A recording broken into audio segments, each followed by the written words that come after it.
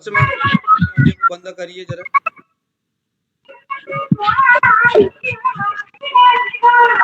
Audio को बंद करिए आप। तो हमने लक्ष्मण जी आप जरा बंद करिए ऑडियो को।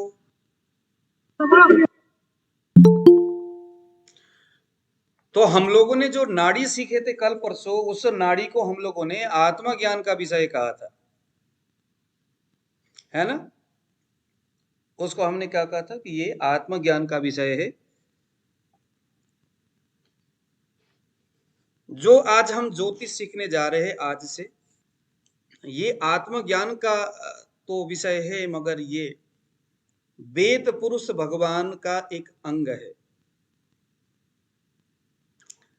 वेद पुरुष उनमें आप चाहो तो प्रकृति बोलो, जिनसे दुनिया चलती है। उनके इशारों को समझने के लिए हमारे ग्रंथ ने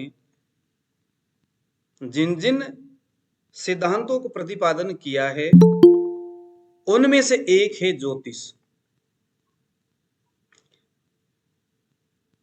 वेद पुरुष को जानने के लिए जिन 6 सिद्धांतों की जरूरत पड़ती है और जिनके माध्यम से हम वेद पुरुष को जानते हैं,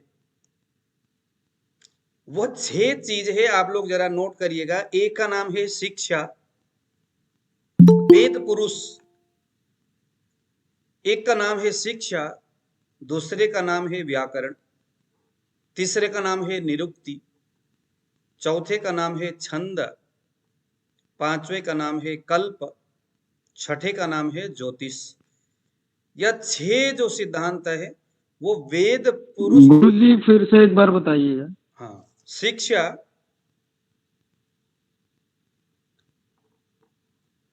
शिक्षा, शिक्षा का मतलब जैसे हम साहित्य पढ़ते हैं ना, साहित्य क्या है?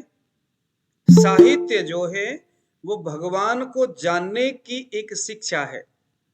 वेद को जानने के लिए कहते भाई आपके मन में आता होगा यार, वेद का मंत्र ओम गिरिन प्लासी भीरुपालान प्लिन्हा बल्मिकान क्लोम भीर्ग्लो भीर्ग्लुमान हीरा, इतना क्लिष्ट शब्द। तो वेद पुरुष ने कहा कि हाँ क्लिष्ट तो है, लेकिन ये क्लिष्ट यानी कठिन इसीलिए बनाना जरूरी था क्योंकि बेमतलब के लोग यहां आकर के इसके अर्थ को जान के अनर्थ न कर दे। तो उस वेद को जानने के लिए वेद को लिखा गया और लिखने के बाद ये 6 सिद्धांत दिया गया कि वेद के भाषा को हम इन 6 सिद्धांतों को समझने के और जानने के बाद ही हम समझ पाएंगे। और वेद जो है वो भगवान का अथवा प्रकृति का एक रूल है, एक नियम है। इस विधि से वेद लिखा गया वेद व्यास के द्वारा, अथवा स्वयं प्रकट पुरुष है। वेद के मंत्र तो बताया जाता है किसी के द्वारा लिखा नहीं गया है, स्वयं प्रकटित है ये। तो उसके भाषा को, उसके विचार को देखने, जानने और समझने के लिए ये 6 चीज, जिसे हम वेदांग बोलते, 6 वेदांग होते हैं। सबसे पहला है शिक्षा। शिक्षा क्या है? साहित्य। आपने साहित्य पढ़े होंगे ना। वो साहित्य वेद को जानने के लिए एक कड़ी है जिसे हम शिक्षा बोलेंगे, साहित्य शिक्षा। साहित्य संगीत कला विहीन साक्षात नरो वै पशु भी समान। तो साहित्य को शिक्षा के रूप में लिया गया। व्याकरण, अब व्याकरण वेद के शब्द को समास, छंद आदि भागों में विभक्त करके अलग अलग करना, उसको डिवाइड करना, उसको जो है डिवाइड करना, अलग अलग उसको करना, ये व्याकरण का काम है ना। दूसरे नंबर में। तीसरे नंबर में है निरुक्ति। निरुक्ति बोलते हैं। निरुक्ति क्या है कि शब्दों की उत्पत्ति करने वाला होता है। शब्द के उत्पत्ति का कारण जो है वो निरुक्ति है। जैसे निघंटु, जो हमारे आयुर्वेद में जो निघंटु जो लिखा गया है, वो निघंटु एक यास्क नाम के जो एक ऋषि थे, मुनि थे, यास्क। उन्हीं यास्क नाम के मुनि ने जब निरुक्ति लिखा तो उसके बाद फिर निघंटु लिखना संभव हुआ। तो जो आयुर्वेद है, वो आयुर्वेद में जो निघंटु तभी संभव हुआ जब वहां पर सबसे पहले यास्क ने निरुक्ति लिखा। तो निरुक्ति क्या है? वेद पुरुष के या उस वेद के शब्द को उत्पत्ति कहां से हुआ, किस विधि से हुआ, उसको जानने के लिए निरुक्ति। तीसरे नंबर में आया छंद। छंद का मतलब जैसे आप देखते होंगे कि हमारे यहाँ पर संगीत में भी होता है ना, ताल। छंद का मतलब क्या है? ताल है। किस ताल में राग गाया गया। अलग अलग ताल का अलग अलग मतलब है। अलग अलग रागों से अलग अलग सुर निकलता है, पता चलता है कि भाई इस राग में गाया हुआ है। ऐसे ही छंद का मतलब है वेद का राग। जैसे आपने गायत्री छंद सुने होंगे, गायत्री, त्रिष्टुप छंद, अनुष्टुप छंद, जगती छंद, बृहति छंद, ये सारे छंद होते। तो इस तरह से छंद भी वेद के जो जो जो स्वभाव है, वेद किस भाषा से लिखा गया है, उसको समझने के लिए छंद की जरूरत पड़ती है। वेद को, जैसे जो भाषा है ना, ऊपर हमने कहा भाषा, वेद जो है, क्योंकि ज्योतिष जो है वेद पुरुष का आंख है। ज्योतिष देखने का काम ज्योतिष करता है। तो वेद पुरुष यानी वेद का जो मंत्र है, क्योंकि शुरू तो वेद से ही हुआ है, इसीलिए आज का हमारा क्लास का पहला जो टॉपिक है वो हम वेद से ही उठा के चलेंगे। बिना उसके जड़ को जाने हम कभी सिद्धांत के सांगोपांग नहीं कर सकते। तो जो वेद है ना, वेद 3 भाषा में वेद लिखा गया है, और उन्हीं भाषा को समझने के लिए छंद की आवश्यकता पड़ती है। 3 भाषा क्या है? पहले नंबर में है सामान्य भाषा, दूसरे नंबर में है परकीय भाषा, तीसरे नंबर में है समाधि भाषा। वेद के मंत्र को जब आप ध्यान से सुनेंगे, पढ़ेंगे, तो समाधि भाषा कुछ है ना, जैसे कि मैं आपको बताता हूं, द्वा सुवर्णा सयुजा सखाया एकस्तयो खादति पिप्पलन्ना मन्ने निरन्ने पिपलेन भूयात्। समाधि भाषा, ये समाधि भाषा क्या है? जो बड़े बड़े जो साधु संत, जो तपस्वी थे, वो गिरी कंदरा गुफाओं में बैठ करके तपस्या करते थे, आंख बंद करके लंबे समय तक। दुर्वासा के नाम सुने होंगे, वाल्मीकि भगवान के नाम सुने होंगे। तपस्या करते थे। तपस्या करने के बाद जिस परम तत्व को वो देखते थे, और देखने के बाद उन्हें जो आनंद आता था, आनंद आने के बाद जो लिखते थे उस आनंद के बारे में, उसे हम समाधि भाषा बोलते। जैसे द्वा सुवर्णा, गीता गोपी गीत समाधि भाषा है।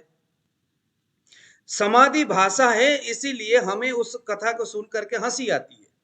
अरे कृष्ण जो है ये कर रहे, वो कर रहे, ये खींच रहे, वो खींच रहे, स्त्रियां हैं, ये इधर दुनिया भर की बातें हम जो सुनते हैं ना, वो क्योंकि वेद में जो गोपी गीत जो है वो क्या है?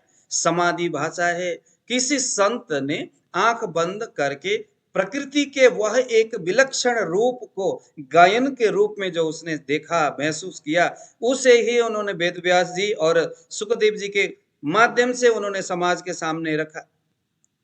अब वो उसका आनंद, जैसे एक आदमी है, उसने कभी गुड़ खाया नहीं है, या किसी एक आदमी ब्रिजेंद्र जी ने कभी खीर खाया नहीं है। अब मैं इनके सामने जितना मर्जी खीर के बारे में, वाह क्या मजा विजेंद्र जी, आपके धर्मपत्नी ने खीर जो बना के दी, मजा ही आ गया। अब मैं जितना मर्जी मजा मजा मजा मजा बोलूं, लेकिन वो मजा विजेंद्र जी को नहीं आएगा तब तक जब तक वो खुद उस खीर को नहीं खाएंगे। तो समाधि भाषा का मतलब क्या है? कि द्वा सुवर्णा है ना, एक पुरुष और एक दो जो है पक्षी आते हैं, और उसके बाद देखो सुदामा की जो कहानी क्या है, कोई सुदामा नाम का इंसान था या नहीं, मतलब नहीं है, क्योंकि वो श्रीमद् भागवत में ये 3 भाषाओं से मिलाकर के चीजें लिखी गई है। सुदामा चरित्र पूरा क्या है? समाधि भाषा है। किसी महापुरुष ने समाधि में रह करके जिस दृश्य को देखा और महसूस किया उसने वो दृश्य को गाया। समाधि भाषा। दो पक्षी आए और आकर के एक जंगल के एक पेड़ के ऊपर बैठते हैं, एक को भूख लगता है, एक को नहीं लगता। एक जो जिसको भूख लगता है वो जाता है खाना खाने के लिए, कुछ अन्न चरने के लिए, और वो उधर ही उसमें विलुप्त हो जाता है, उधर ही गुम होता है। और दूसरा पक्षी कहता है नहीं नहीं वहां मत जाओ। ये कहानी आपको सुदामा चरित्र के उपसंहार में मिलता है। समाधि भाषा। वेद के इस समाधि भाषा को जानने के लिए बड़ा दिमाग, आदमी समाधिस्थ होना चाहिए और होना पड़ता है, वही उस भाषा को समझ सकते, उससे आनंदित हो सकते हैं। इसीलिए सुदामा चरित्र लिखा गया, इसीलिए गोपी गीत लिखा गया, क्योंकि दुनिया में समाधिस्थ लोग भी बहुत है, उस आनंद से रमण करने वाले लोग बहुत है। कम से कम उनको आनंद आएगा जो मुझे समाधि में दिखाई दिया। दूसरे का नाम क्या है? परकीय भाषा। परकीय भाषा का मतलब होता है, जैसे ध्यान से सुनना, कि बोल कुछ रहा है और उसका अर्थ कुछ आ रहा है। इस परकीय भाषा ने आज के जमाने में लोगों को बहुत कंफ्यूजन किया हुआ है। वेद व्यास ने जो वेद में जो परकीय भाषा का जो प्रयोग किया, परकीय भाषा का मतलब क्या है?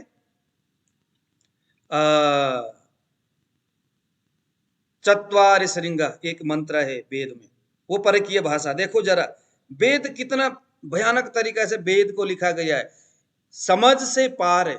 ये आपको तभी समझ में आएगा जब ये सभी चीजें आप पढ़ोगे, नहीं तो वेद समझ में।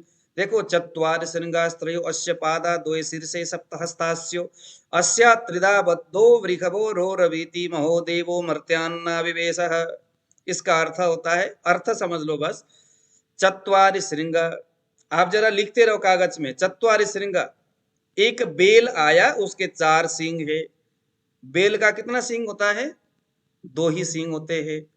अब यहां लिखा है चत्वारि श्रृंगा, 4 सींग है जिसका, ऐसा बेल आया। त्रयो अस्य पादा, 3 पैर है जिसका। देखना वेद व्यास ने वेद में लिखा श्लोक है, ये भगवान अग्नि को प्रणाम करने के लिए जब पंडित जी हवन जब करते हैं तो वहां यह मंत्र प्रयोग होता है। चत्वारि श्रृंगा, 4 सींग है, त्रयो अस्य पादा, 3 उसके पैर है, एक बेल। अब बेल के पैर तो 4 होते हैं, लेकिन भैया यहाँ पर 3 पैर कैसे बोल रहे? चत्वारि श्रृंगा, बेर के पैर सींग कितना होता है? 2 होता है, लेकिन यह 4 बात कर रहे। चत्वारि श्रृंगा त्रयोस्य पादा, सिर उसका 2 है, लेकिन बैर का सिर तो जो है वो एक ही होता है, 2 सिर कहां से आ गया? सप्तहस्तास्यो, 7 हाथ है उसका। त्रिधा बद्धो, 3 जगह से रस्सी से बंधा हुआ है वो, लेकिन बैल के तो एक ही जगह से बंधता है, बंधा हुआ रहता है। त्रिधा बद्धो वृषभो, वृषभ यानी वो बैल।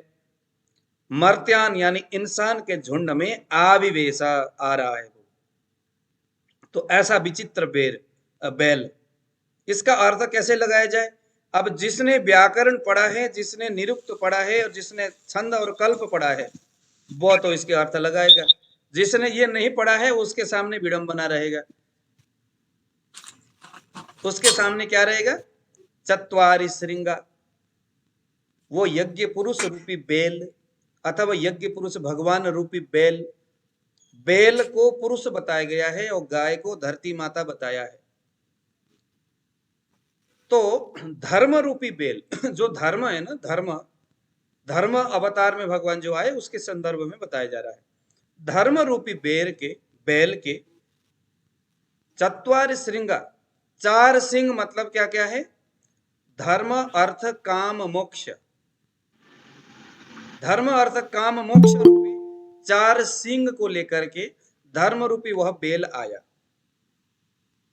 है ना। दिवा, रात्रि और सुषुप्त, ये 3 अवस्था, 3 अवस्था। तो उसके चत्वारि श्रृंग त्रयो, उसके 3 पाद का मतलब है 3 अवस्था है ये। तो इस तरह से एक चीज लिखा गया है और बताया कुछ और दूसरी चीज जा रहा है। तो इन्हें हम क्या बोलेंगे? परकीय भाषा। और तीसरे नंबर में सामान्य भाषा का मतलब है कि वो सामान्य जो जैसा बताया जा रहा है, शब्द में आ रहा है वैसे वैसे जिसका अर्थ जो होता है वो सामान्य भाषा के रूप में। तो यह जो चीज है, हम छंद के माध्यम से भी हम इसको जान सकते हैं। गायत्री जैसे रागों के सुर से पता चलता है, वैसे ही इन तीन भाषा से हमें छंद छंद हमें उस भाषा के बारे में बताता है कि यह गायत्री छंद से है तो उसका ये रीजन होगा, त्रिष्टुप छंद से है तो उसका ये मतलब होगा, जगती छंद से है तो उसका ये मतलब होगा। समझ में आया? उन तीन भाषा को जानने के लिए छंद। कल्प का मतलब क्या है? कल्प का मतलब है जैसे हम जो कर्म कांड पूजा पाठ जो हम करते हैं वो सभी कल्प में आते हैं, कल्प विषय में आते हैं। गुरु जी, हाँ जी, गुरु जी अभी जो बताया आपने चत्वार श्रृंग त्रयोस्पादा, इस बात वाला मैं लिख नहीं पाया। अच्छा वो मैं वो फिर वो लंबा कहानी हो जाएगा उसका ना, लंबा हो जाएगा। चत्वारी श्रृंगा, चार सिंह, धर्म अर्थ काम मोक्ष रूपी चार सिंह। त्रयो दिवा स्वप्न और सुषुप्त, ये तीन अवस्था होते हैं। त्रयो अस्य पादा, यह तीन अवस्था रूपी पैर है जिस धर्म का। द्वे सिर से, दिवा और रात्रि रूपी दो सिर है, अथवा धर्म और अधर्म रूपी दो सिर है, भगवान के ही है ना। वो तो धर्म भी भगवान का ही है, अधर्म भी उन्हीं का है। द्वे सिर से। सप्त हस्तास्यो, सप्त हस्तास्यो, अब इसका मुझे याद नहीं आ रहा है अभी। सात जो होता है, ये जो है ना सात छंद, गायत्री त्रिष्टुप जगती बृहति करके सात जो छंद होते हैं, कितने होते? वो क्या है? सात हाथ बताया है। त्रिदाबद्धो, सत्व रज और तम रूपी, सत्व रज और तम रूपी तीन भावों से भगवान अथवा वेद पुरुष बद्धो बधा हुआ है। वृषभो, वृषभ जो है, वृषभ यानी सांड, सांड को यहां धर्म का रूप माना है। वृषभो मर्त्यान यानी उस यज्ञ करने वाले पंडित जी यजमान जी के सामने आविवेशा यानी अग्नि के सामने आ रहे हैं। अग्नि पुरुष जो धर्म का स्वरूप है, उनको यहाँ पर आवाहन किया जा रहा है। अब आपके सामने अगर कोई पंडित जी चत्वार श्रृंगा इस मंत्र का मंत्र बोलने लगे तो तुरंत बोलना पंडित जी अर्थ बताइए। अब आप इसके अर्थ के ज्ञानी हो गए, सभी पंडित जी इसके अर्थ नहीं जानते। ठीक है, आप एक ग्रंथ आता है मुंडकोपनिषद बोलते हैं उसको, नोट करिए मुंडकोपनिषद। मुंडकोपनिषद इस हिसाब से लिखा गया है कि वहां ये सभी जो 6 प्रकार के जो वेदांग अभी हमने शिक्षा व्याकरण निरुक्ति छंद छंद कल्प और ज्योतिष के रूप में जो हमने जो जाना था, वो सभी मुंडकोपनिषद में आप पीडीएफ डाउनलोड करके देख लेना कि वो किस तरह से लिखा होगा। और लिखने वाला देखो कितना विद्वान। तो कल्प का मतलब है वैदिक कर्म कांड करने की विधि। मृत्यु कर्म में कैसा किया जाए, जन्म जात कर्म कैसे किया जाए, विवाह कर्म में क्या विधि होनी चाहिए, ये सभी जो विधि जहां है उसे हम बोलेंगे कल्प। और भगवान के नेत्र स्वरूप ज्योतिष है, जिसके माध्यम से हम ग्रह गोचर के बारे में हम जिसके माध्यम से हम जानते हैं। ठीक है जी, तो ये सभी बातें हैं। एक मंत्र है, एक श्लोक है। जब भी कभी आप, क्योंकि ये परम पुरुषोत्तम भगवान का नेत्र है ये, यानी कल तक आप जो नाड़ी सीख रहे थे, नाड़ी में हमने आपको क्या बताया था कि ये आत्मज्ञान का विषय है। आज हम ज्योतिष सीख रहे हैं, तो ज्योतिष परम पुरुषोत्तम प्रकृति का एक अंग है। ये आत्मा भी नहीं है, इसमें आत्मा से भी आगे पुरुषोत्तम भगवान के नेत्र स्वरूप है, साक्षात वेद स्वरूप है, साक्षात वेद स्वरूप है। जब कोई भी आप वेद स्वरूप किसी चीज का, चाहे वो प्रकृति की पूजा करते हो, नेचुरोपैथी वाले जो करते हैं, करते वक्त एक श्लोक बोल के फिर करना होता है। इसे आप गुरु मंत्र के रूप में चाहो तो नोट कर लो। लिखिए जरा, गणानाथ सरस्वती, गणानाथ सरस्वती। ज्योतिष पढ़ने से पहले, कुंडली खोलने से पहले इस मंत्र को मन मन में गुनगुनाना। जहां पर सभी ग्रह भी आ जाते हैं, वो भी आते। गणनाथ सरस्वती रवि शुक्र बृहस्पति। इस श्लोक से हम आज का यह जो क्लास है वो शुरू करेंगे। गणनाथ सरस्वती रवि शुक्र बृहस्पति पंचैतान संस्मरे नित्यम वेद वाणी प्रवर्तये। पंचैतान लिखिए, पंचैतान पंचैतान संस्मरेत नित्यम, पंचैतान संस्मरेत नित्यम वेद वाणी। अब आप हिंदू हो तो भी बोलिए, मुस्लिम हो तो भी बोलिए, क्योंकि वेद जो है वो किसी धर्म विशेष से नहीं है। वेद साइंस है। वेद हमारे जीवन को सिखाने वाला एक बात है। वेद यानी जानना जानाने वाली बात, उसका कोई धर्म से लेना देना नहीं है। पंडितों ने इसको पकड़ लिया, इसलिए वो पंडित का हो गया, लगने लगा कि ये पंडित का है, लेकिन वेद किसी का नहीं है।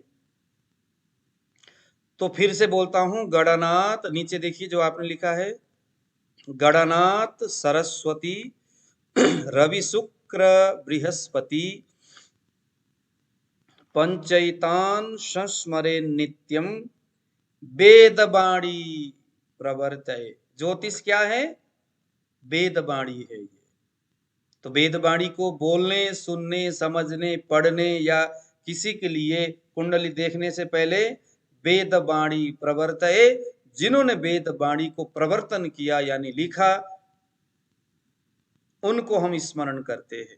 गणनाथ सरस्वती, गणेश जी से लेकर के सरस्वती जो बुद्धि के प्रतीक है, जो वाणी का, जो विद्या का प्रतीक है, गणेश जी भी विद्या का प्रतीक है। रवि शुक्र बृहस्पति, रवि जो तेज का प्रतीक है, शुक्र जो ओज का प्रतीक है, बृहस्पति जो आध्यात्मिकता का प्रतीक है। पंचैतान, इन पांच को मैं निरंतर संस्मरेन, मैं निरंतर चिंतन करता हूं, क्योंकि वेदवाणी प्रवर्तये। अब हम वेदवाणी को पढ़ने जा रहे हैं।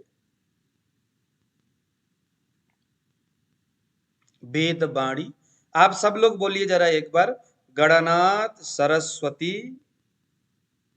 ऑडियो को खोलिए और बोलिए, गणनाथ सरस्वती गणनाथ सरस्वती रवि शुक्ल बृहस्पति मेरे साथ मैं एक बार मैं बोलता हूँ, मैं एक बार बोलता हूँ, ओम गणनाथ। कैसे बोलना है देखिए जरा, ओम गणनाथ सरस्वती। अरे मेरे भाई पहले रुकिए, मैं बोलता हूँ, गणनाथ सरस्वती रवि शुक्र बृहस्पति पंचैतान संस्मरे नित्यम वेदवाणी प्रवर्तये। बोलिए, गणनाथ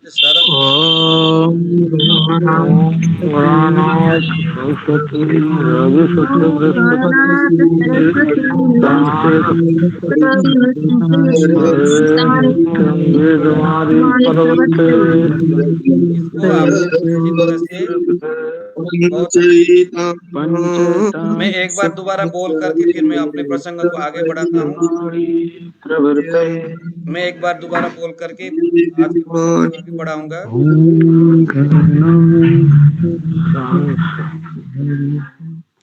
गणनाथ सरस्वती, ये मंत्र जो है ना, मन को बड़ा अच्छा हीलिंग करता है, क्योंकि यहाँ 5 तरह के देवता यहाँ पर है। गणनाथ सरस्वती रवि शुक्र बृहस्पति पंचैतान संस्मरे नित्यम वेदवाणी प्रवर्तये। हम वेदवाणी को प्रवर्तन करने के लिए इन 5 देवताओं का स्मरण करते हैं। चलिए सुनील कुमार जी बंद करिएगा। आप लोग सभी ऑडियो बंद करिए। सुनील कुमार जी, आप सभी लोग ऑडियो को बंद करना जरा। और मेरे, अब हम थोड़ा सा आगे बढ़ते हैं। मैं हाँ जी एक पूछता हूँ, आप जो 6 अंग बोले थे, शिक्षा, व्याकरण, निरुक्ति, छंद और कल्प, और छेवा कौन सा है फिर? ज्योतिष। ज्योतिष ज्योतिष ये सभी क्या है? वेदांग है, ये वेद वाणी है, ये सभी वेद वाणी।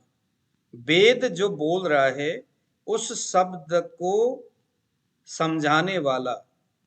पहले वेद शब्द जो निकला किसी के पल्लू नहीं पड़ा।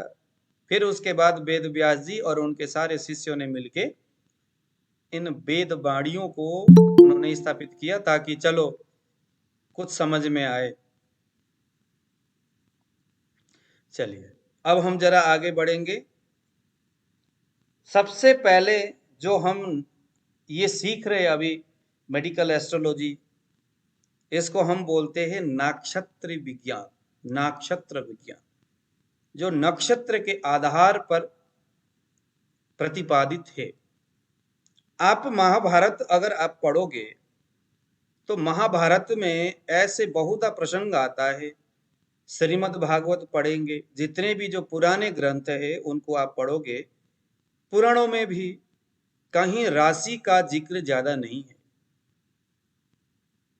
इसका मतलब है कि महाभारत काल से पहले राशि का कोई ज्यादा महत्व नहीं था। उस समय सिर्फ नक्षत्र का ही महत्व था।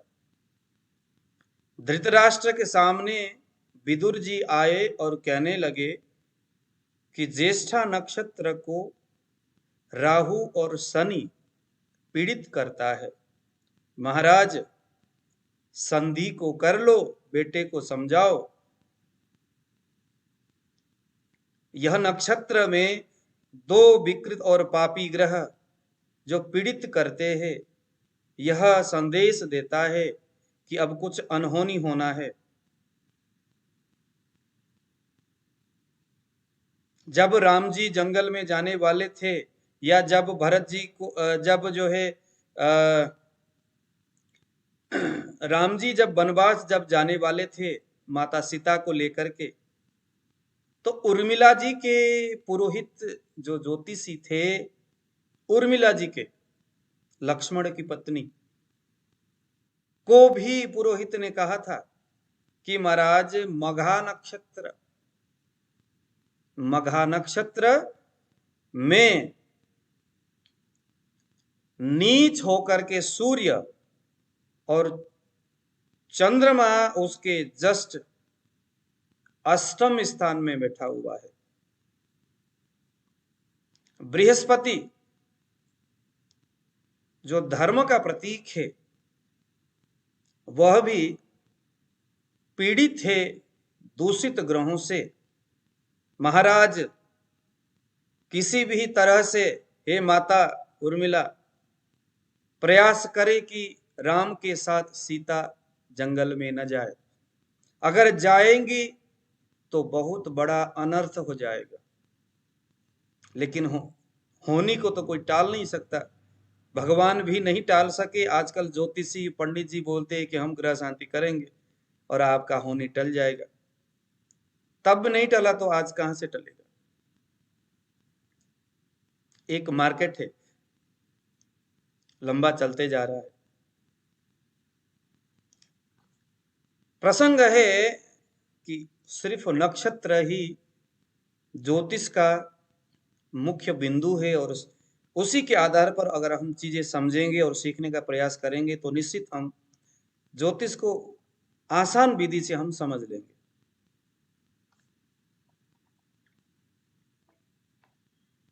हमारे आकाश वृत्त बोलते हैं। अगर आप यहाँ पर, मैं इसको थोड़ा सा ड्राइंग करता हूं, एक सेकंड। पहले कर दिया यार मैंने तो। हाँ जी सर, दिख रही। ये पूरा जो आकाश है, अब हम ज्यादा ब्रह्मांड की तरफ भी नहीं जाएंगे, वो आप लोग अपने आप पढ़ लेना या बाद में कभी हम पढ़ेंगे उसको। आकाश कैसा है? गोल है। आप भी अपने कागज में बनाइए जरा ऐसे। इसे हम बोलेंगे आकाश वृत्त। ज्योतिष के कुछ जो मैथमेटिकल वाली जो पॉइंट्स है उसको हम थोड़ा सा लेकर के आगे बढ़ेंगे, ताकि आपका इंटरेस्ट थोड़ा भंग ना हो। अगर हम सूर्य सिद्धांत पढ़ाने जाएंगे तो आपको नींद आ जाएगी, इसलिए हम चाहते थोड़ा सा ना मिर्च मसाले टाइप को बना करके अब मैं पेश करता रहूं, थोड़ा थोड़ा आपको पता चलता जाएगा, थोड़ा थोड़ा याद होता जाएगा, इंटरेस्ट बढ़ता जाएगा थोड़ा थोड़ा आपके सामने में। जैसे एक माता जो होती है ना, अपने बच्चे को कड़वा घोल कुछ घुटकी पिलाने के लिए कुछ गुड़ डाल देती है मुंह में। तो सूर्य सिद्धांत तो बहुत कड़वा है, समझ में नहीं आता, नींद आ जाती है, हमें भी नींद आई थी। लेकिन उससे पहले मैं आपको कुछ थोड़े थोड़े गुण में आपको खिलाना चाहूंगा। ये वृत्त है, ये है ना, हमारा जो आकाश क्या है, एकदम गोल है। कैसा है? एकदम गोल है। जो ये परिवृत्त जो बोलेंगे, जिसको हम आकाश जो परिवृत्त के रूप में है, यही है ना कि बीच में बंदे आ जाते। आकाश जो परिवृत्त के रूप में है, वो कितना है, कितने मान का है? वो 360 डिग्री का है। ये लिखिए जरा पूरा जो आकाश है 360 डिग्री का है, यानी 360 अंश का है, 360 अंश का है। अब इसको भी आप नोट करिए जरा, अंश, कला, विकला, अब यही सारी चीजें ज्योतिष में आएंगे बार बार। तो इस सिद्धांत को लिखिए और इसको एकदम नोट करिए और एकदम याद करिए, कल हम आपसे पूछेंगे। तो ये 360 यह इसका डिग्री है, 360 डिग्री का पूरा आकाश है। आपके सिर के ऊपर जो आकाश है ना, कितने डिग्री में है? ये वृत्तकार है, और ये 360 डिग्री में यहां से शुरू अगर होगा तो यहां से घूम करके यहां तक 360 डिग्री हो जाएगा। तो लिखिए जरा, 60 घटी बरोबर 1 अहोरात्र। ये नोट करना है आप लोगों ने, ज्योतिष का बहुत मुख्य ये पॉइंट है। 60 घटी, साइने इंडिया आप लिखिए, 60 घटी बराबर 1 अहोरात्र। अहोरात्र का मतलब होता है पूरा दिन और रात। 60 घटी 24 घंटा, अहोरात्र का मतलब 60 घटी बराबर 24 घंटा लिख लो। 2.5 घटी बराबर 1 घंटा। 1 घंटा कितने घटी का होगा? कहते हैं ना घड़ी पला, तो 2.5 घड़ी बराबर 1 घंटा, 24 मिनट।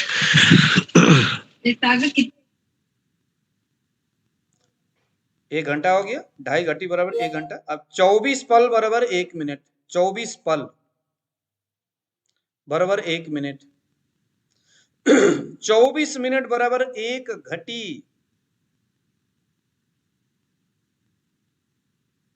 24 मिनट बराबर 1 घटी। ऊपर 2.5 घटी बराबर 1 घंटा था, अब इसको जोड़ते जाइए अपने दिमाग से। 24 मिनट बराबर 1 घटी, 60 पल बराबर 1 घटी, जिसे हम एक दंड भी कहेंगे। 60 पल बराबर 1 घटी, घटी पला विपला, 60 पल बराबर 1 घटी, 60 पल बराबर 1 घटी। अगर हम कहेंगे भैया 1 घटी है, घटी पला में 1 घटी का मतलब क्या हो गया? 60 पला।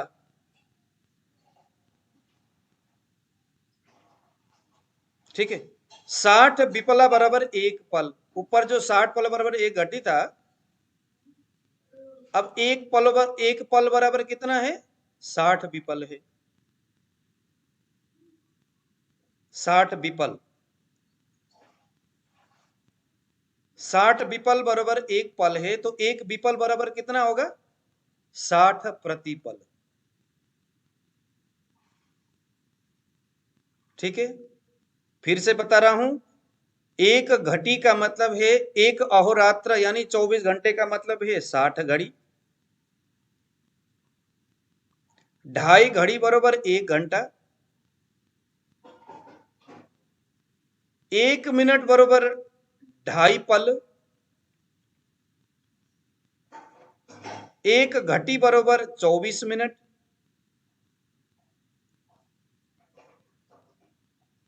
60 पल बराबर 1 घटी। एक पल बराबर 60 विपल और एक विपल बराबर 60 प्रतिपल। ये तो हो गया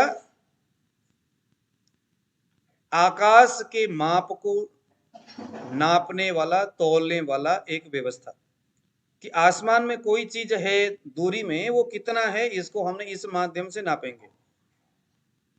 अब कोई चीज, अब इसी को हम दूसरे हिसाब से भी अब दूसरी जगह में आप लिखिए जरा, 2000 दंड। दंड का मतलब होता है एक दंड बराबर कितना होगा, वो अभी आपको समझ में आएगा। पहले कहते थे ना, श्रीमद् भागवत में लिखा हुआ है एक दंड बराबर,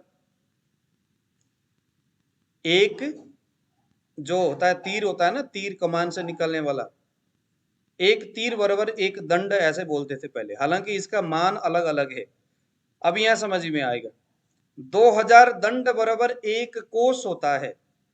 आप लोग परिक्रमा गोवर्धन करने कभी गए हो तो 7 कोस का बोलते हैं ना कुछ, हाँ जी, हाँ जी। 7 कोस का ये परिक्रमा बोलते हैं। तो गोवर्धन हाँ, कितना है, 7 कोस है। 7 कोस का मतलब कितना दंड हो गया, 2000 दंड। यानी क्या कहते हैं, एक कोस बराबर 2000 दंड है। तो 7 कोस बराबर कितना हो गया, 14000 दंड हो गया।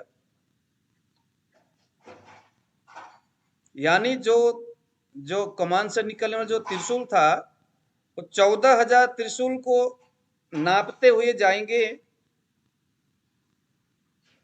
तो एक परिक्रमा हो जाता था। एक हाथ बराबर एक दंड। देखो जरा, 2000 के मतलब एक हाथ, समथिंग एक हाथ का ही होता था त्रिशूल। एक हाथ बराबर, हाथ कहां से, यहां से नहीं, यहां से, ये एक हाथ, एक हाथ बराबर सर एक दंड। सर फिर से बता दें सर, 2000 दंड बराबर देखो 2000 दंड बराबर एक कोस, एक दंड यानी 4 हाथ। एक हाथ का मतलब है 24 अंगुल, उसे भी नोट कर लो, 24 अंगुल। अब वो पता होनी चाहिए ना कि भाई एक हाथ कितना है, तो यहां से गिन लो 24 अंगुल, 4 दूना 8, 16 ऐसे करके ऊपर तक आ जाता है। मतलब कि अब इसमें यही है ना कि भाई अब किसी का छोटा शरीर, किसी का बड़ा हाथ, तो किस्सा खत्म हो गया, 24 अंगुल। ठीक है। अच्छा, अब यहां पर आ गया 12 राशि। 12 राशि बराबर एक भगण बोलते हैं, भगड़ा। सर जरा एक सेकंड। एक हाथ बराबर, आप क्या बोले, एक दंड एक हाथ बराबर, बराबर 24 अंगुल, 24 अंगुल का एक हाथ मान है।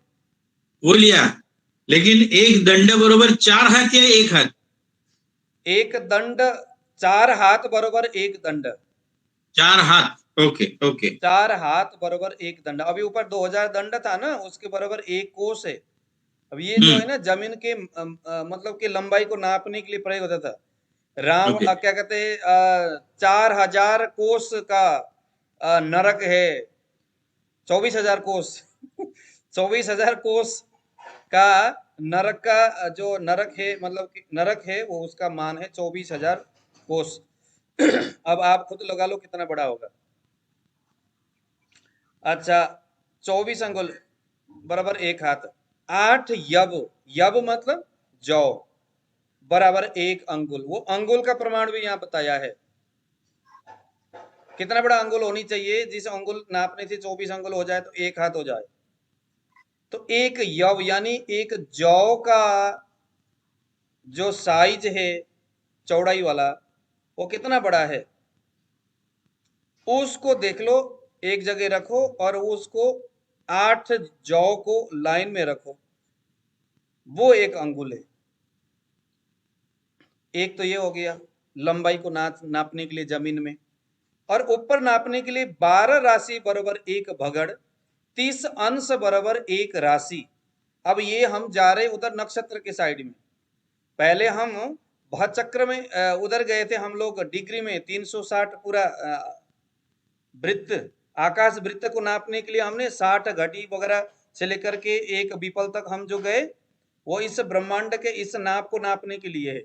अब हम उस भगड़ को नापेंगे जहां के एक छोर में अगर मेष राशि है अश्विनी नक्षत्र का, तो दूसरे में रेवती नक्षत्र के अंतिम छोर, इस छोर को नापने के लिए जो चीज की जरूरत पड़ती है वो है, यानी उस पूरा जो 27 नक्षत्र का जो आवृत जो रास्ता है उसे हम भगड़ बोलेंगे। तो उस भगड़ का 12 राशि बराबर एक भगड़, पूरा 12 राशि सूर्य चंद्र क्या कहते मेष वृष आदि, और 30 अंश का एक राशि होता है। 30 अंश का एक राशि होता है, तो एक अंश कितने का होगा? तो 60 कला बराबर एक अंश होगा। 60 विकला, 60 विकला बराबर एक कला होगा। एक कला कितने का होगा? 60 विकला का, ठीक है। और 60 प्रति विकला बराबर एक विकला, 60 विकला बराबर एक कला है, तो एक विकला बराबर कितना है? 60 प्रति विकला बराबर एक विकला है, ठीक है जी। यहां पर किसी को कोई कंफ्यूजन है तो बताइए। यहां तो हालांकि कोई कंफ्यूजन तो है ही नहीं यहां पर, फिर भी अगर है तो बताइए। है किसी का कोई कंफ्यूजन? सर ये 30 अंश फिर से बता दीजिए सर। कौन सा वाला बताऊं? सर ये 30 अंश के बाद 30 अंश बराबर एक राशि, जी है ना। 30 अंश बराबर एक राशि और 60 कला बराबर एक अंश। 30 अंश बराबर एक राशि है, तो एक अंश बराबर कितना होगा? तो 60 कला बराबर एक अंश हो गया। अब कला का मतलब क्या है? तो 60 विकला बराबर एक कला। अब विकला क्या है? तो 60 प्रति विकला बराबर एक कला, मतलब सारे को 60-60 जोड़ते जाओ, बस अंश में 30 आ गया, बाकी सब 60 पीछे। कुल मिलाकर के 12 राशि, उसका 30 अंश, राशि अंश, राशि अंश कला विकला, ये चार चीज होगा। कैलकुलेशन में चार चीज आएंगे ना, आप लिखिए जरा। पहले नंबर में राशि, दूसरे नंबर में अंश, तीसरे में कला और चौथे में विकला। राशि 12 होंगे, अंश 30 होगा, देखा ना आपने 30 अंश, कला और विकला को 60-60, बस हो ये गया। आखिरी में क्या था? 60 प्रति विकला, प्रति विकला बराबर एक विकला। ठीक। और किसको समझ में नहीं आया बोलिए? क्योंकि बाद में पता है क्या मजा नहीं आता। हमारे पास दिन पर्याप्त है, सीखते रहेंगे, लेकिन कंफ्यूजन होके अगर चले गए तो फिर मजा नहीं आएगा। सर राशि 12 है, अंश कला विकला कितना? देखो मैंने आपको क्या बोला, राशि 12 राशि है ना, मेष वृष वगैरह की नहीं है, 12 राशि है, तो एक राशि बराबर 30 अंश, 30 अंश बराबर एक राशि होगा। वो अभी मैं यहाँ पर चार्ट में मैं आपको दिखाऊंगा। एक अंश बराबर 30, एक राशि यानी 30 अंश का एक राशि होता है। अंश का मतलब क्या है? 60 अंश का 60 कला, राशि अंश कला विकला है ना, तो विकला के नीचे 60 और कला के नीचे 60 करिए। 60 विकला, 60 कला, अंश 30 और राशि 12, हो गया बस। अब देखिए यहां पर मान लो यह एक वृत्त है, ये आकाश का वृत्त, मेरे से कभी ये बनता नहीं है, चक्कर क्या है टेढ़ा ही बन जाता है। अच्छा ये कितना हमने बोला था पहले? कितना बोला था जी? 360 डिग्री को हम इसको आकाश वृत्त बोलेंगे। वृत्त यानी गोला। वृत्त का मतलब क्या है? गोला। अब इसको हमें क्या करना है कि इसको इस 60 को, इस 360 को क्या करेंगे आप? इस 360 को नक्षत्र 27 है, अश्विनी भरणी कृतिका करके, उसको हम बाद में याद करेंगे। 27 नक्षत्र है, अब ये 27 नक्षत्र से पूरा ये 360 डिग्री जो है ये भरा हुआ है समान हिस्सा से। ये पूरा आकाश है, हमारा आकाश ब्रह्मांड है, ये 360 डिग्री का है। और इसमें हमें 27 नक्षत्र को मान लो कि ये अगर अश्विनी है तो यहाँ अश्विनी रख दिया, यहाँ पर भरणी हो गया, यहाँ पर कृतिका हो गया, ऐसा करके 27 नक्षत्र करना है। अब 360 में 27 का आप डिवाइड करिए, भाग बोलते हैं ना जिसे हम। 360 को 27, क्योंकि 27 नक्षत्र है, संपूर्ण आकाश 360 डिग्री का है। अब हम 27 नक्षत्र में इसको हम भाग करेंगे तो कितना बनेगा? 13.3 13.20। वो कैसे निकालना है वो भी हम आपको बाद में सिखाएंगे, जब हम कुंडली का सूर्य स्पष्ट वगैरह बनाना सीखेंगे तो उसको मैं सिखा दूंगा। ये भी राशि अंश कला विकला, अंश सिर्फ 30 है, 30 से ज्यादा होगा तो क्या होगा? राशि में चले जाएगा, 1 प्लस होगा। गोमूत्री का न्याय बोलते हैं उसको, वो समझेंगे। तो 320 एक नक्षत्र का मान है।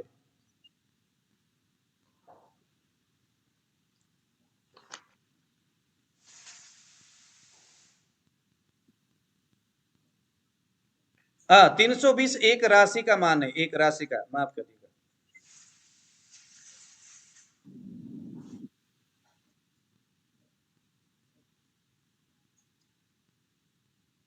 सर ये समझा नहीं, 320 एक राशि का मान कैसे? 13.20 है।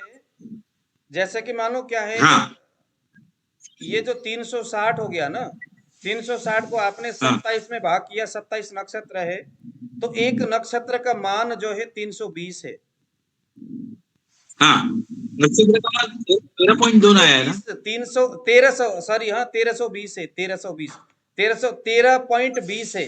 तो 13 डिग्री 13 अंश 20 कला, ये एक नक्षत्र का मान हो गया।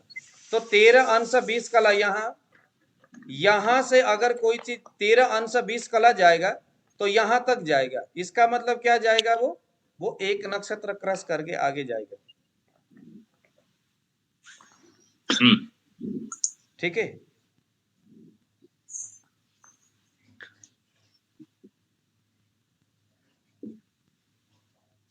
अब जरा आपको 13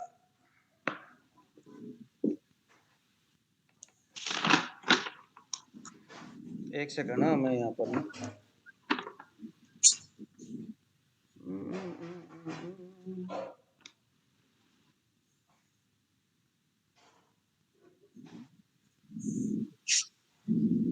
तेरह 13.20 को 12 में आप जरा इसको डिवाइड करिए, जरा 13.20 को 12 में डिवाइड करिए। 13.33 आया है ना, 3 आया है, 13.33। नहीं 13.20 होता है, 13-20 होता है जी।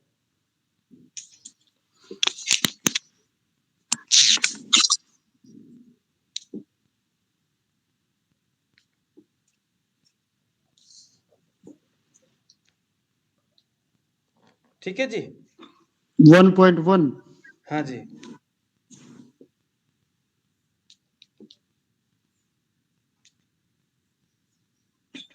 वो 13.33 आएगा 13 ना? अंश 20 कला, 13 अंश 20 कला।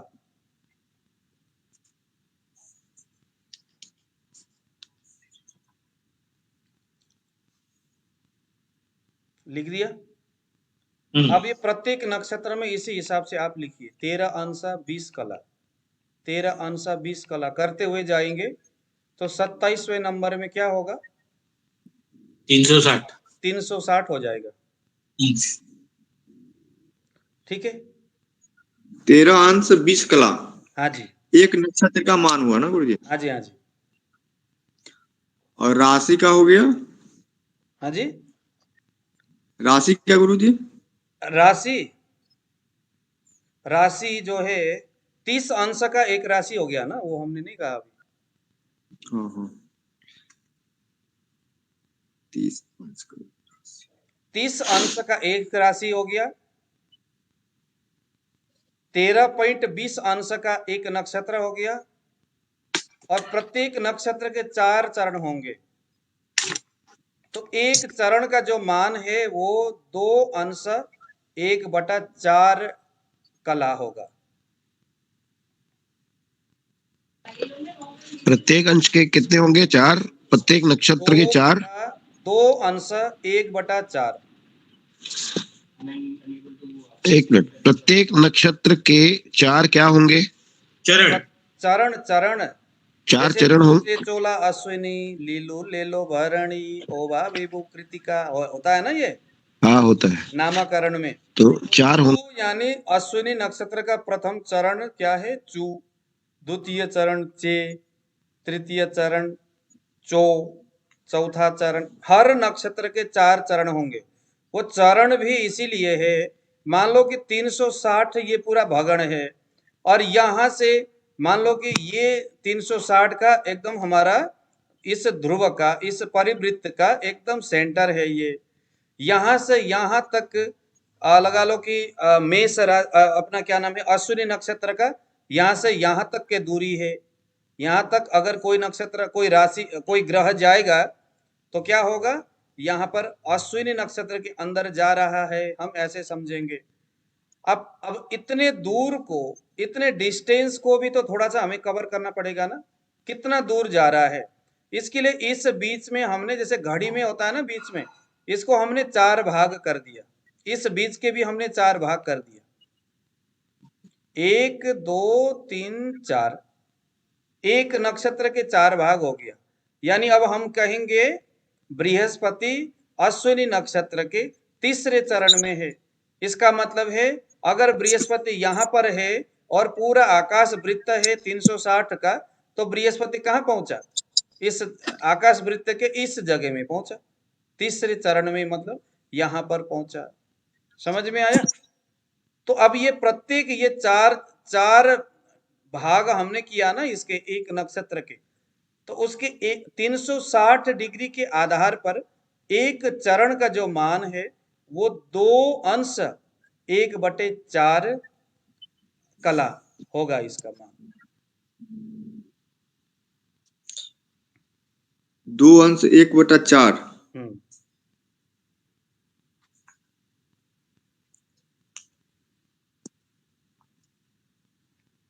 ये तो गुरुजी कंप्लीट होने पे 8 अंश 9 अंश हो रहा है बस।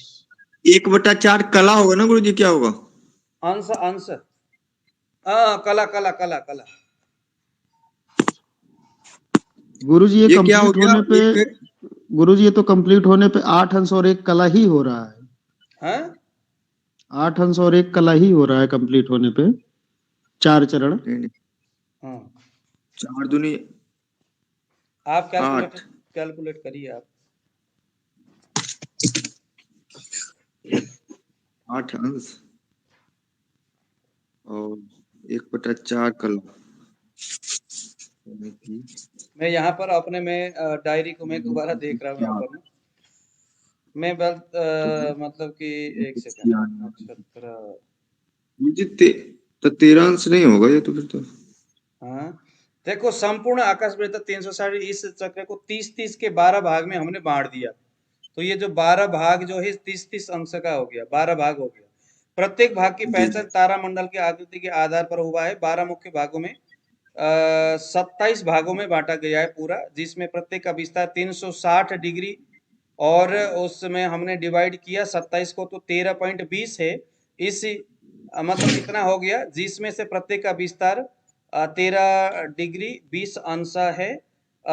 इसी विवाह को नक्षत्र कहा गया है, एक नक्षत्र कहा गया है 13.20 को। 13 अंश 20 कला को हम क्या बोलेंगे? एक नक्षत्र बोलेंगे।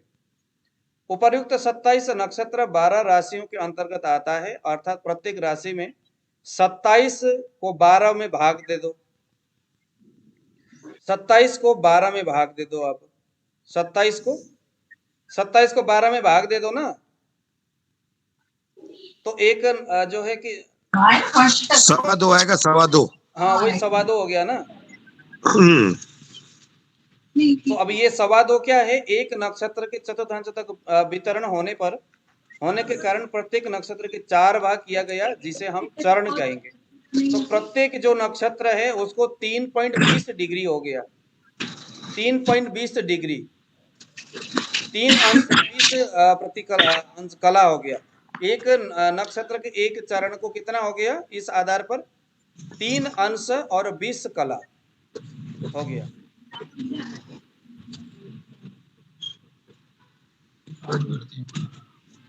हाँ, ये ठीक है गुरुजी, 3 अंश और 20 कला ठीक है। हाँ 3 अंश 20 कला जो है एक चरण का क्योंकि हो गया। वो जो हो रहा था, 2 सही 1/4 जो हो रहा था, वो हो रहा था नक्षत्र, इतने नक्षत्र घूमेगा। हाँ उतने चरण उतने चरण घूमेगा वो। हाँ जी गुरुजी। ठीक है। एक चरण का जो मान है वो 3 अंश 20 कला, प्रत्येक 13 अंश 20 कला पर एक नक्षत्र समाप्त होगा। हो गया ना जी। 3 अंश 20 कला को 4 में मतलब कि उसको आप मल्टीपल करिए तो 13 अंश 20 कला आ गया। वो क्या है, एक नक्षत्र का अंतिम मान है ये।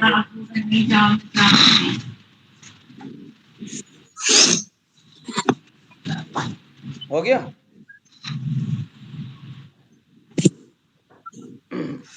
तो इसी आधार पर हम अब यहाँ पर थोड़ा सा नक्षत्र को और राशि को अब हम यहाँ पर बैठाएंगे, ठीक है।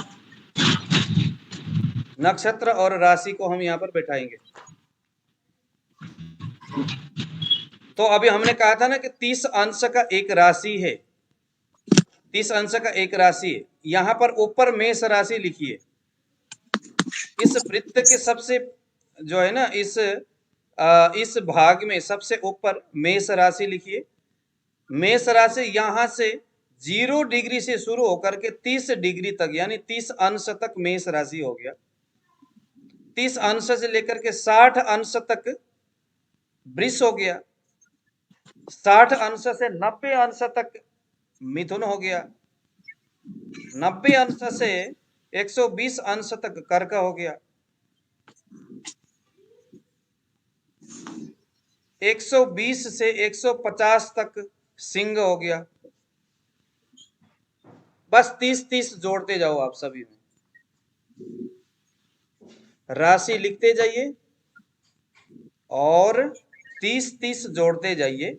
मेष, वृष, मिथुन, कर्क, सिंह, कन्या, तुला, वृश्चिक, धनु, मकर, कुंभ और मीन, ये 12 राशि है।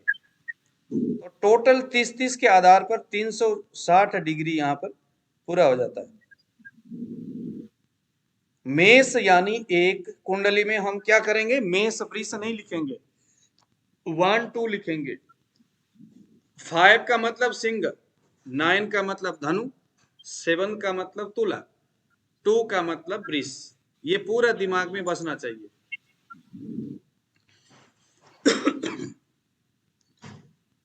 मेष, वृष, मिथुन, कर्क, सिंह, कन्या, तुला, वृश्चिक, धनु, मकर, कुंभ, मीन।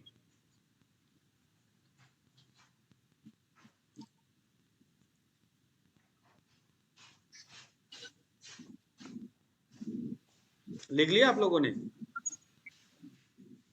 मैंने तो लिखने की जरूरत नहीं है, चाहिए तो एक बार फिर से बताइए गुरुजी। मेष, वृष, मिथुन, कर्क, सिंह, कन्या, तुला, वृश्चिक, धनु, मकर, कुंभ, मीन। पहला राशि मेष, जिसने एक 360 डिग्री में से 30 डिग्री खा लिया। 30 डिग्री आगे तक मेष राशि का क्षेत्र है। मेष राशि बोलता है ये मेरा घर है, ये मेरा जमीन है। 30 अंश तक कोई यहाँ पर हाथ नहीं। यहाँ बीच में जो भी होगा मेरे अधिकार क्षेत्र में होगा। इस बीच में जो कोई भी राशि ग्रह आएगा वो सभी ग्रह क्या होगा, मेरे आधार पर काम करेंगे।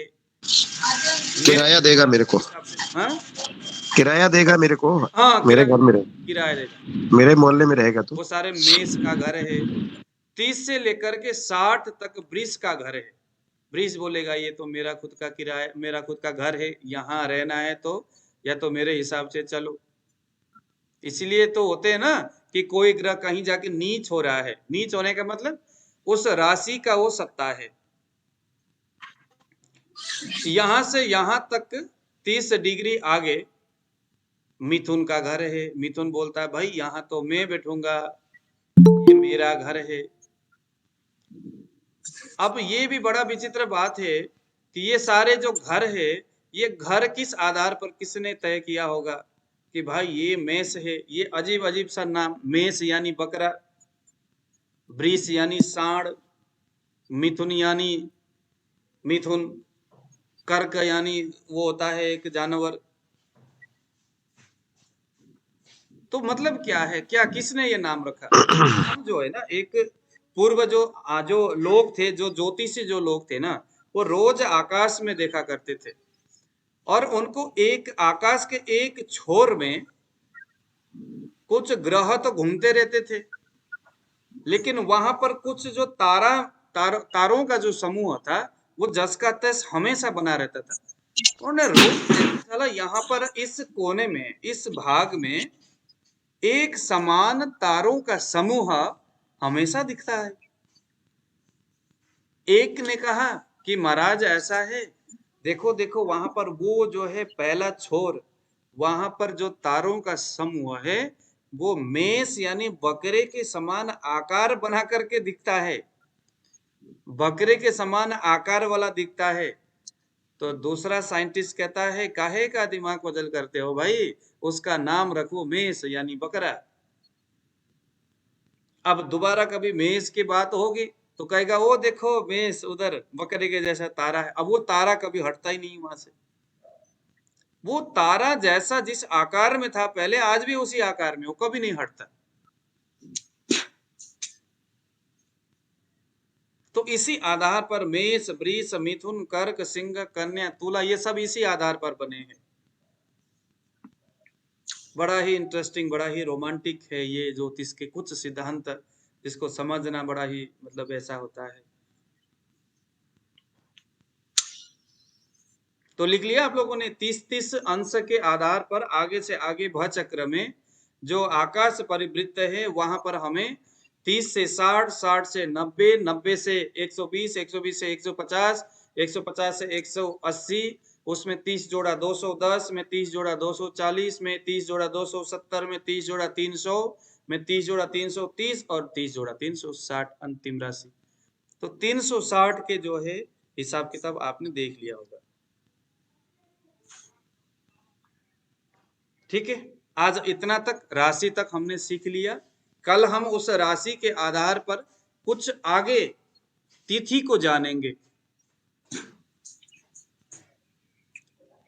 है ना। इसी तरह से हम पंचांग के 5 अंगों को समझते हुए फिर हम धीरे धीरे करके आगे बढ़ेंगे, क्योंकि यहाँ पर आप में से बहुत सारे लोग मुझे राशि के नाम पूछ रहे। इसका मतलब बहुत मतलब मुझे स्टेप बाय स्टेप ही चलना पड़ेगा, आप लोगों को भी पूरा ज्योतिष समझ में आ जाएगा।